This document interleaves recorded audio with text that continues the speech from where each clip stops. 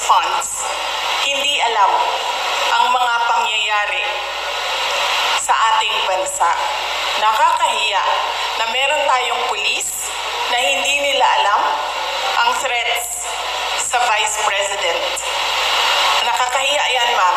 Huwag sila magsasalita ng ganyan kasi nagpapakita yan ng incompetence ng Philippine National Police. Dapat dyan, kung ako po ay Presidente, Sekretary ng DILG, Chief ng PNP, ang sagot dyan ay, let us sit down and investigate the alleged threats so that we will know if these are true or not. Yan ang tanong. Ayan ang sagot dapat ng tamang tao. Yung tao na tama mag-isip, yan ang sinasagot dapat. Hindi yung sinasabing wala kaming alam ng mga threats. Nakakahiya na ang pulis, ganyan.